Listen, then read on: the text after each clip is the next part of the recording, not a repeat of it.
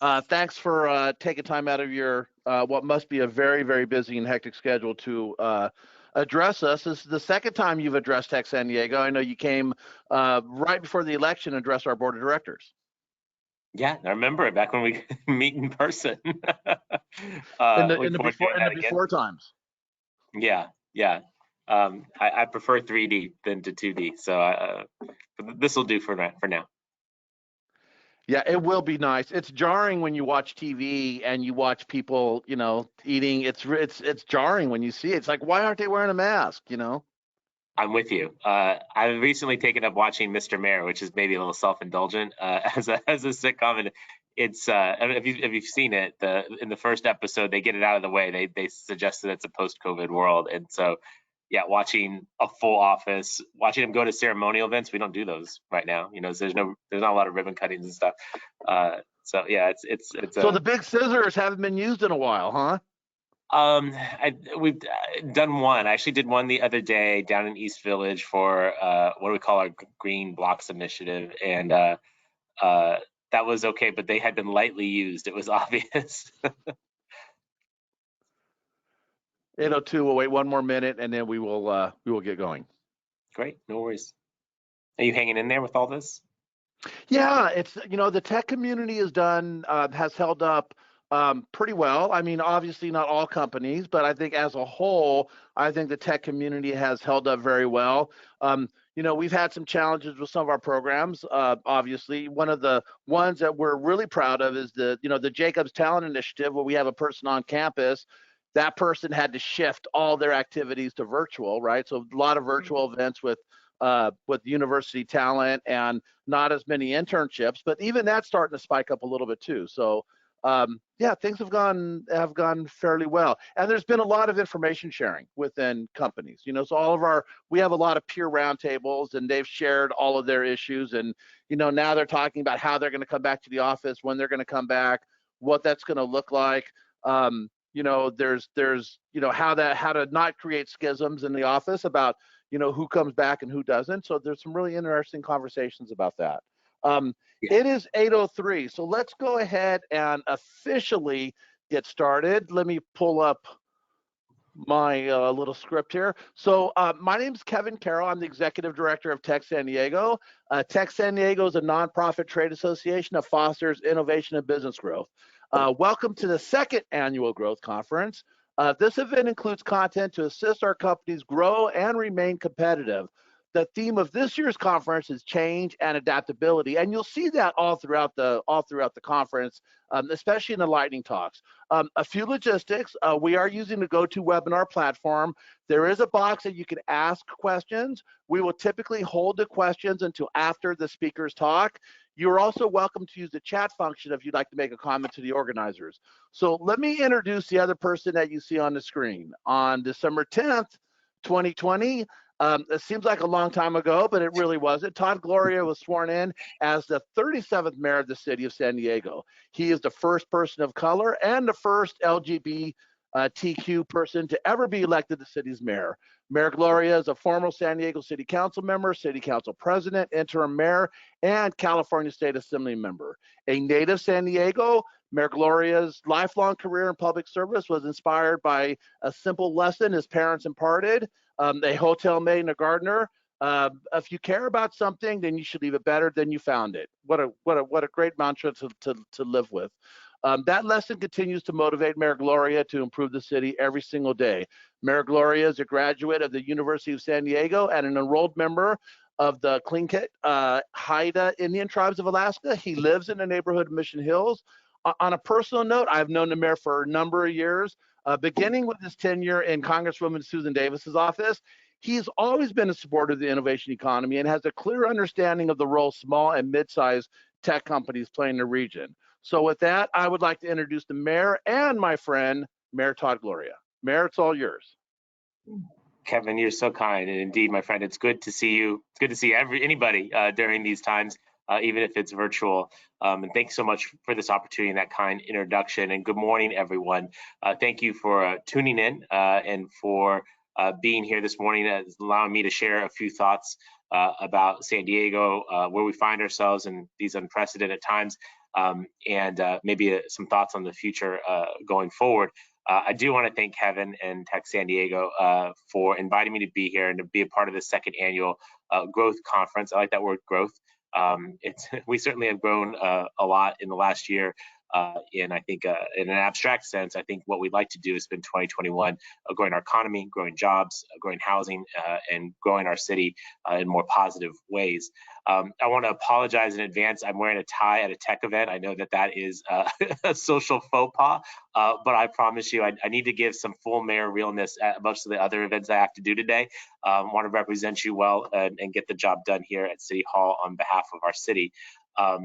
And what I would just sort of dive in and just acknowledge the obvious from the start, which is that this has been an incredibly trying year, not for us just as individually, as residents of this city, but as businesses and as the community collectively. And it's kind of hard sometimes to realize that it's been a year to do living like this. I believe it's a year tomorrow that was my last day in the legislature for a long period of time where we had to adjourn because we're at the height of the pandemic. And the operations of the state legislature had to cease for about 2 months or so. That feels like a lifetime ago. And I think as I share that personal experience, probably many of you can relate to your own comparable situations of what happened when you could no longer live life as you were doing before because of the stay-at-home order, because of the virus, because so many folks were getting sick.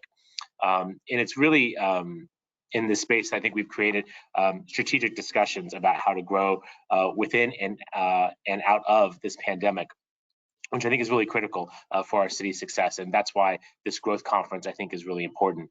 You know, as your mayor, it's my focus, it's my priority to get us on the other side of COVID-19 and get you back to something that seems like your average normal day. I can tell you that in the 96 days that I've been the mayor, there's nothing I've worked on more than this particular issue, whether it's caring for our most vulnerable in terms of the homeless by converting our convention center into a temporary homeless facility, to procuring vaccine doses where our city's firefighters and lifeguards, EMTs, are all fully trained to provide doses. As of last week, we provided as a city over 50,000 individual vaccination shots. That's in complement to the over 1 million the county of San Diego has provided as the lead public health agency in our region. Our role is to fill in gaps and to try and be more impactful in some of those areas where we're not seeing the dosing that we'd like to see. You know, that's in the public sector response. I think in the private sector response, we have seen really two things happen. Either companies shutter under the weight of the economic downturn, or we've seen some companies experience explosive growth. And both instances, one is highly desired, the other one is not, but both require preparation and understanding of your landscape.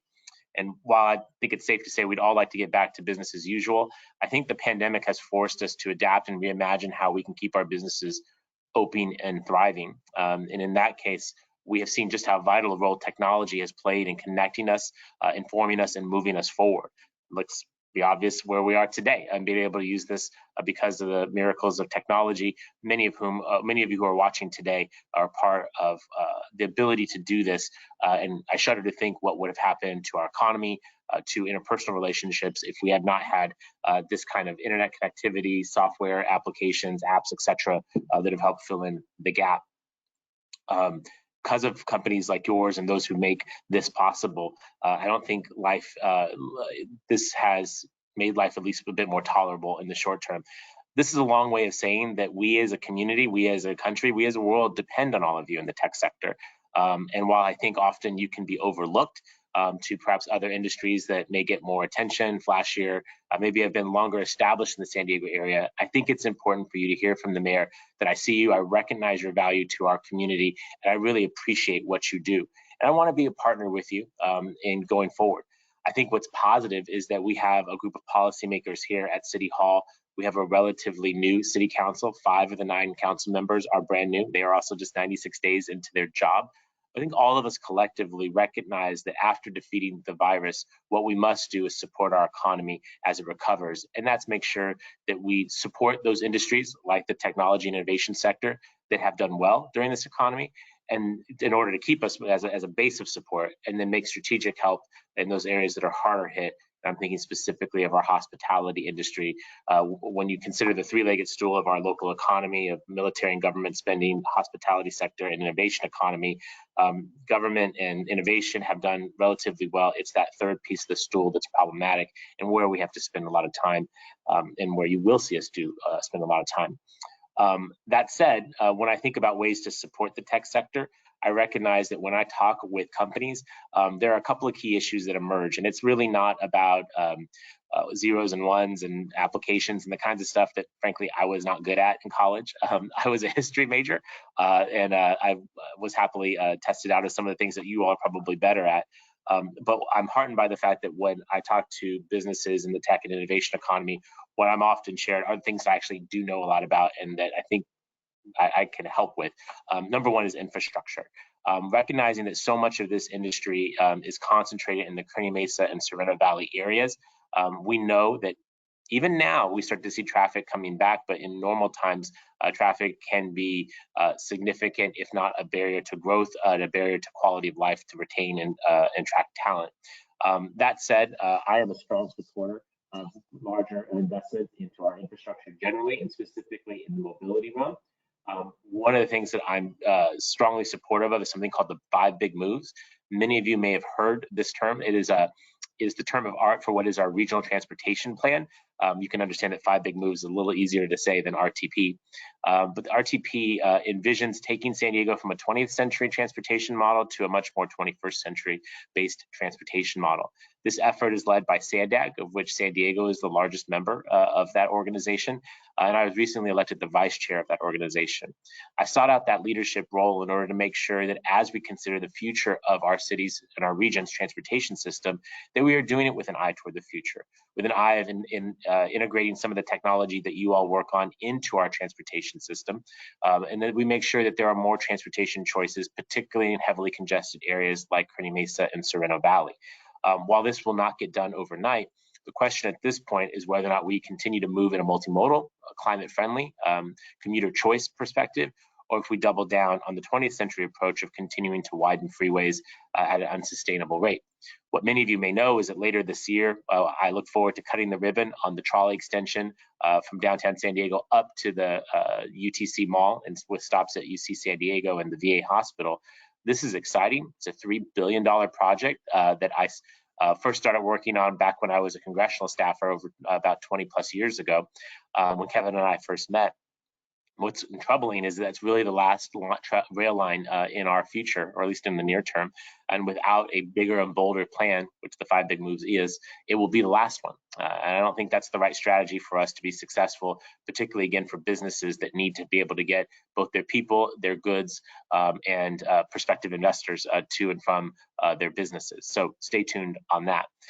The second thing that I'm often asked about is housing. And I think that's particularly an area where we can work together.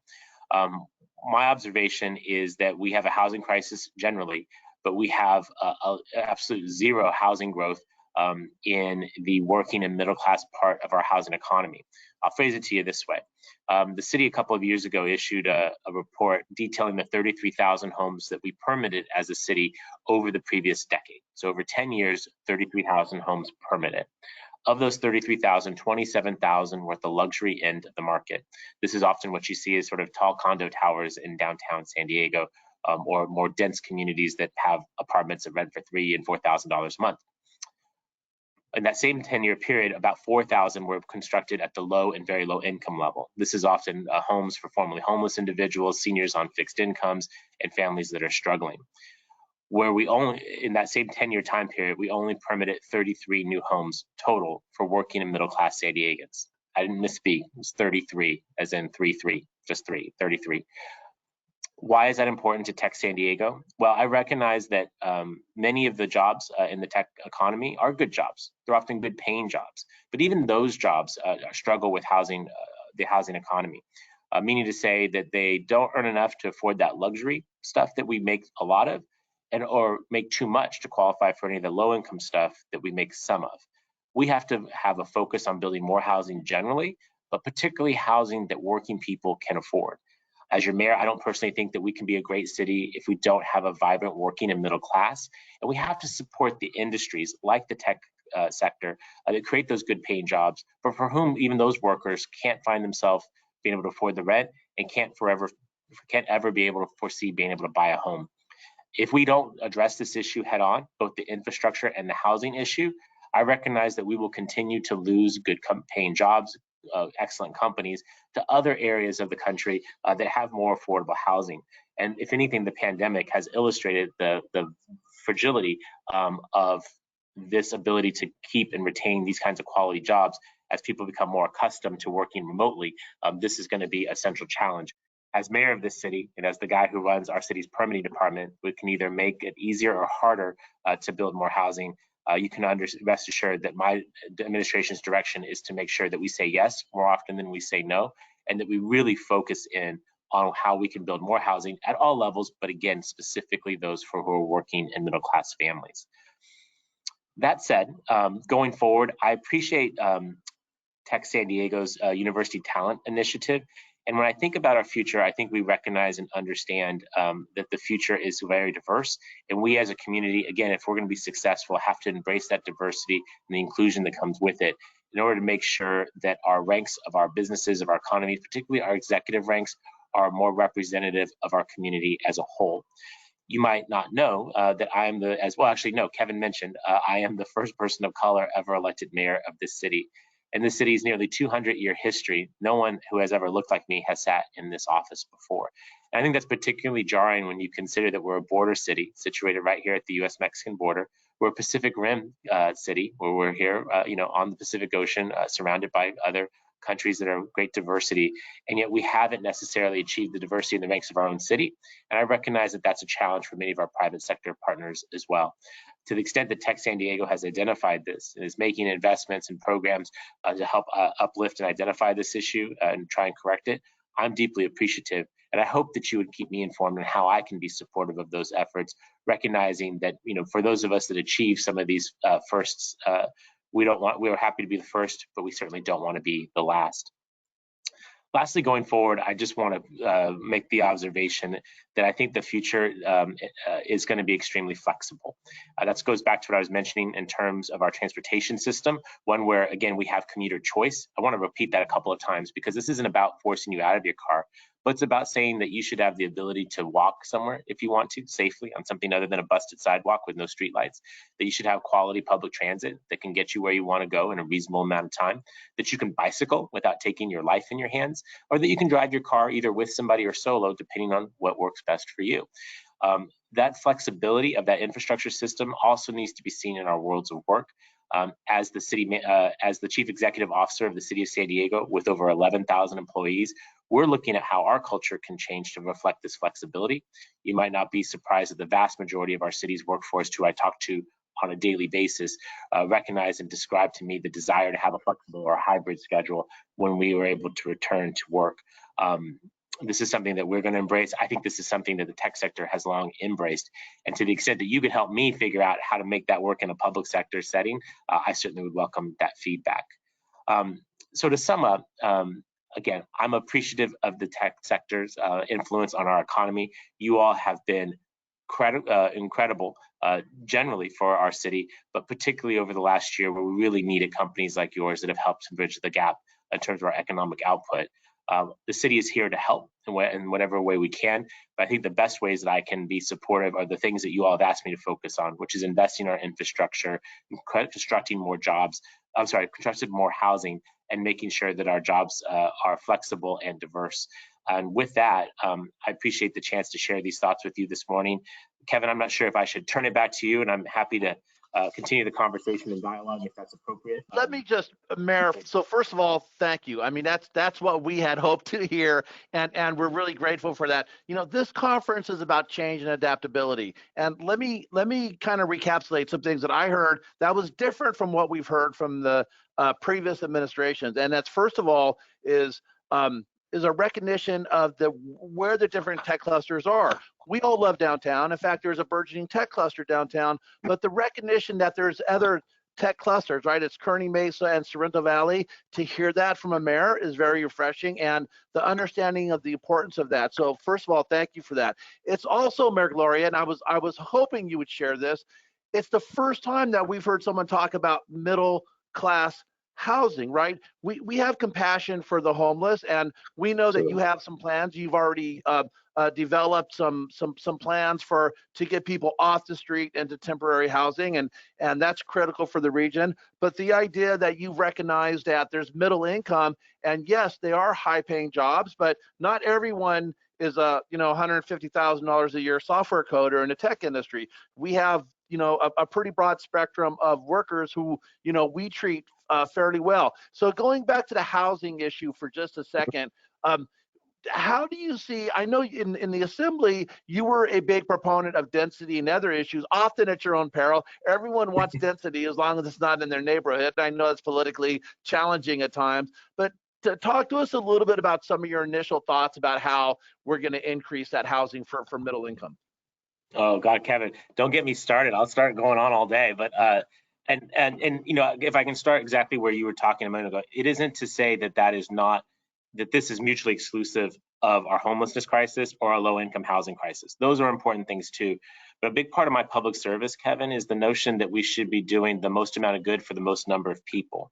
And when you consider that we have roughly 8,000 unsheltered individuals in our region, that's a significant number. Anything more than 0 is unacceptable in San Diego and in a city, state, nation as rich as ours. But when you think about the number of people who are rent insecure or who can't see buying a home in San Diego, that has to be hundreds of thousands, if not more than 1 million people, right? So it isn't, again, mutually exclusive of ignoring those 8,000 unsheltered people, but it's a recognition that there are 1 million people who would like to buy a home, would like to build wealth, who'd like to raise a family in San Diego, who often we educate at the University of California, but then don't provide the housing for. And so they take those skills and talents that we as taxpayers help subsidize and then send them somewhere else. To get to your question, there's a couple of key ways. Number one, it sort of just starts with running our enterprise as well as possible. I think we are not always customer focused at the Development Services Department. We can and must do better with regard to the processing times and the fees that are assessed. Time is money, and the fees are too high. Those get baked into the cost that you and I pay as consumers, and so we can do more on our end to be more customer focused to try and shave off some of those costs in development. On the more macro level, we have to plan for more housing. And you're right, often that sounds quite scary to people. I think folks are generally understanding the notion more housing, but when you start talking about it being near your house, that can become a different subject. My personal attitude is that if every community is contributing to this to resolving this problem, no one community will radically change. Right? It's when you decide that you want to concentrate all of it in a handful of neighborhoods, downtown Mission Valley. Guess what? You get the luxury in housing that we're talking about, and you don't really solve the problem because that's only 2 out of the 50 plus neighborhoods that are in the city. You kind of catch my drift. So we have to plan for it, and then we have to actually intervene where appropriate to make the market work better. Give you a quick example, Kevin. When I was giving you those numbers of how we've played out over the last 10 years, a lot of housing at the luxury end because that's where the money is, right? And that makes sense. That's just good capitalism. I get it. And capitalist here too, so it's fine. The 4,000 units of low-income housing is a result of policy decisions, both inclusionary housing, linkage fees, and our Affordable Housing Trust Fund. So Kevin, my observation is maybe we should use some of those same strategies to try and juice up the market for that middle sector. And I'll give you an example. We have an Affordable Housing Trust Fund. We should have a middle income housing trust fund, which is to say that some of the companies who may be watching the Zoom right now or this teleconference, they might be willing to make a contribution the way that we see tech companies up in the Bay Area be willing to make to solving this issue. Google, Apple, others have made enormous contributions here, but they don't always see the return because they recognize that their employees are the ones who actually be excluded from participating in the benefits of that. So if we were able to get some of these anchor institutions to help finance a middle income housing trust fund to, again, get these projects financeable, to get them built. So you see it sort of beginning to end, right? If we're planning for it, if we're helping to finance it, and then if we're helping to actually process it quickly, you can see how we would make this work. And Kevin, you're right. In the state legislature, I was outspoken in support of pro-housing bills because here's the thing. Whatever we do in San Diego cannot solve the state's housing crisis by itself. The entirety of the state has to be involved in this. And while we are a city that's willing to engage and accept change, most other cities are not willing to do that. And that's why we need the legislature to make sure that the Cupertinos of the world are also building more housing, not just the San Diegos. And if they want to have the Apple there, that's great. But if they want Apple, but they don't want the housing, then we'll take Apple, and they can just be a small town. I like that. Thank you, Mayor Gloria. So, you know, your short talk talked about all the things that the Growth Conference is focusing on: change, adaptability. Mayor Gloria, you have a very challenging, probably one of the most challenging terms that we've seen in modern history as a mayor. You certainly seem to be up to the task. You have our support. We're a partner in making sure that we have a great city. We believe that San Diego is technology's perfect climate. And so whatever we can do, you know, considering our impact, small, mid-sized companies to the regional economy, we should have a larger voice in what's going on. So we'll make sure that that voice is heard. And I want to thank you for always being receptive to the tech community. You've always been a great supporter of the innovation economy ever since I've known you. Yes, going all the way back to Susan Davis's office. So again, thank you for your time. Thank you for kind of outlining your vision about how you're going to help all of us grow. So, Mayor, on behalf of Tech San Diego and the participants, thank you very much. Kevin, thank you so much. Have a great conference, and we'll see you hopefully in person soon. Absolutely. Thank you, Mayor. Be well. Okay, so as the mayor